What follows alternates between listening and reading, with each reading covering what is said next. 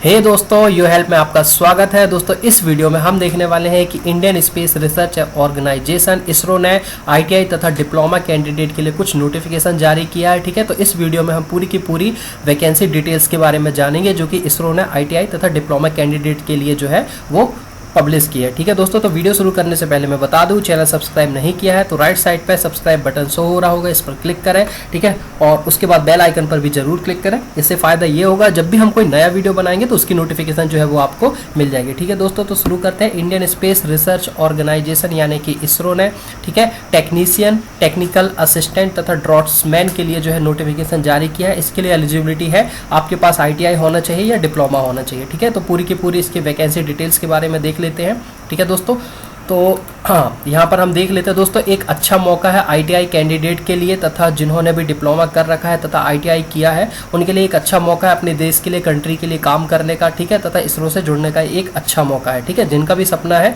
ज़्यादा नहीं पढ़ पाया, सिर्फ आईटीआई ही किया है, तो उनके लिए एक अच्छा मौका अपने देश के लिए कुछ करने का। ठीक है, और इसरो से जुड़ने का। ठीक है, तो हम वैकेंसी की डिटेल देख लेते हैं। यहाँ पर है electronic mechanics, electrical mechanic, refrigeration and air conditioning, ठीक है, कारपेंटर और diesel mechanic, plumber, draughtsman, civil, इस तरह करके ये अलग अलग वैकेंसीज जो है दी गई हैं। ठीक है, टोटल वैकेंसी यहाँ पर इलेक्ट्रॉनिक्स मैकेनिक की 5, इलेक्ट्रिकल मैकेनिक की 5, ठीक है, रेफ्रिजरेशन एंड एयर कंडीशनिंग की 2, कारपेंटर की 1, डीजल मैकेनिक की 2, प्लम्बर की 4, ड्रॉट्समैन सिविल की 1 वैकेंसी जो है। इस तरह से ये वैकेंसी पूरी की पूरी दिख रही होंगी आपको।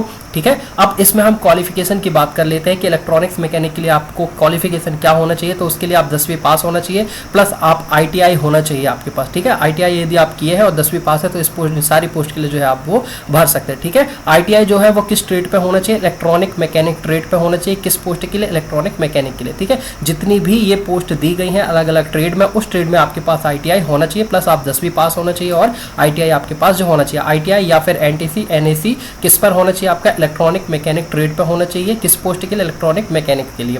ठीक है, इलेक्ट्रिकल के लिए इलेक्ट्रिकल आईटीआई में ट्रेड होना चाहिए। ठीक है, आईटीआई जो होना चाहिए इलेक्ट्रिकल ट्रेड में होना चाहिए। और बाकी जितनी भी सारी पोस्ट है, कारपेंटर, डीजल मैकेनिक, प्लम्बर, ठीक है, इन सब में आपके पास आईटीआई होना चाहिए। आपकी रिस्पेक्टेड जो है आपकी ये पोस्ट है उसके अकॉर्डिंग आपका क्या होना चाहिए, आईटीआई आपके पास होना चाहिए। 10वीं आप पास है और अगर आईटीआई इन सारी पोस्ट के अकॉर्डिंग अगर आपके पास आईटीआई है, प्लम्बर का आईटीआई है, डीजल मैकेनिक का, कारपेंटर का, इलेक्ट्रिकल का, इलेक्ट्रॉनिक मैकेनिक, इसका अगर आपके पास आईटीआई आपने कर रखा है और 10वीं पास है तो इन सारी पोस्ट को आप भर दीजिए। ठीक है, आपके पास एक अच्छा मौका है। ठीक है, और ड्रॉट्समैन सिविल की बात करते हैं, इसमें भी जो आपके पास आईटीआई होना चाहिए वो ड्रॉट्समैन सिविल ट्रेड का होना चाहिए फ्रॉम एनसीवीटी। ठीक है, आईटीआई होना चाहिए और 10वीं आप पास होना चाहिए। ठीक है, तो ये पूरी वैकेंसी जो आपको ये दिख रही है, ठीक है, ये टेक्नीशियन बी की पोस्ट है। ठीक है, इसके लिए एलिजिबिलिटी क्या है, आप 10वीं पास हो और रिस्पेक्टेड जो आपका ट्रेड है उसमें आपके पास आईटीआई होना चाहिए। ठीक है, इसके सिलेक्शन प्रोसेस की बात करें तो रिटन टेस्ट होगा प्लस इंटरव्यू होगा। ठीक है, रिटन टेस्ट में क्वालिफाई करने के बाद आपको इंटरव्यू के लिए बुलाया जाएगा, जिसके बाद इंटरव्यू में कम से कम आपको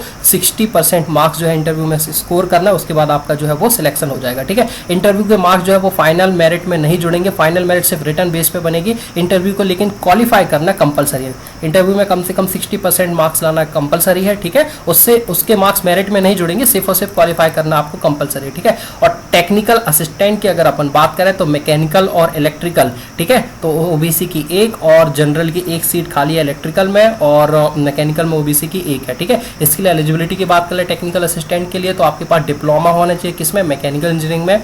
ठीक है, और इलेक्ट्रिकल के लिए डिप्लोमा होना चाहिए इलेक्ट्रिकल इंजीनियरिंग में। ठीक है, इसमें भी रिटन टेस्ट और उसके बाद होगा आपका इंटरव्यू। पहले रिटन टेस्ट होगा, उसके बाद इंटरव्यू होगा, इंटरव्यू क्वालिफाइंग होगा। ठीक है, फाइनल मेरिट जो बनेगी वो रिटन टेस्ट के रिजल्ट के आधार पर बनेगी और इंटरव्यू में कम से कम आपको 60% मार्क्स लाना कंपलसरी है।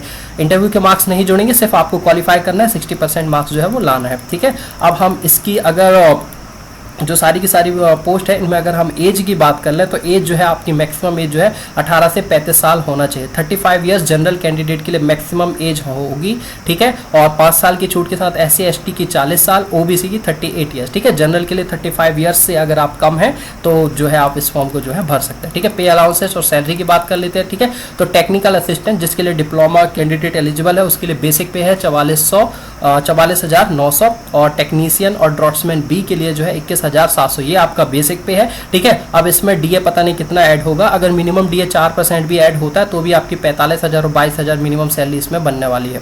ठीक है, टेक्निकल असिस्टेंट में करीबन 45,000 बनेगी और इसमें करीबन 22,000 जो है वो आपकी सैलरी बनेगी।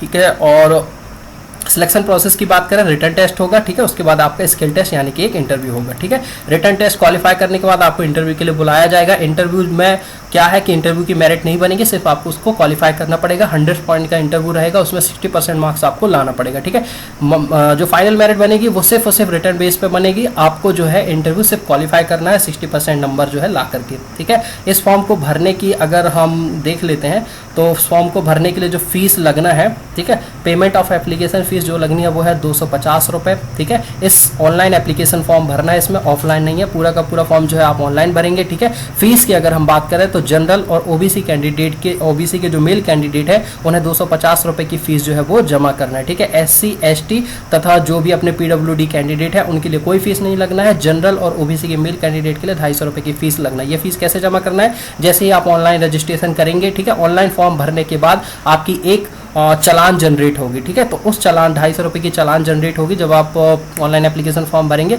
उस चालान के साथ आप अपने नज़दीकी स्टेट बैंक शाखा पर जाना, ठीक है, वहाँ पर जा करके आपको 250 रुपये वो है जमा करेंगे। वहाँ से आपको 2 रिसिप्ट मिलेंगे, एक रिसिप्ट आप अपने पास रखेंगे, दूसरी रिसिप्ट 250 रुपये की जो आपने जमा की है एसबीआई स्टेट बैंक पर चालान जो है, ठीक है, उस एक रिसिप्ट को आपको इस एड्रेस पर जो है वो सेंड करना है, ठीक है। Senior administrative officers, master control facility, post box number 66, ठीक है। इस पर जो है बाय ऑर्डिनरी पोस्ट, ठीक है, आपको जो स्पीड पोस्ट से सेंड नहीं करना है क्योंकि ये पोस्ट बॉक्स नंबर है तो वहाँ पर स्पीड पोस्ट काम नहीं करेगा। ऑर्डिनरी पोस्ट, नॉर्मल पोस्ट आपको टिकट लगा करके जो है 20-30 जितनी भी बोले वो उतनी टिकट लगा करके जो है आपको ऑर्डिनरी सामान्य पोस्ट से आपको सेंड करना है, स्पीड पोस्ट इसमें नहीं करना है, ठीक है। और आप अपना जो लिफाफा होगा इनवलप उसके ऊपर लिख दीजिएगा recruitment to the post of या application for the post of, जिस पोस्ट के लिए आप अप्लाई कर रहे हैं, ठीक है। और आपकी ये जो चालान की कॉपी है जो आपने एसबीआई में 250 रुपये जमा किए उसकी चालान की कॉपी, ठीक है, इसरो के ऑफिस में 2 जून 2017 से पहले जो है वो पहुंच जाना चाहिए, ठीक है।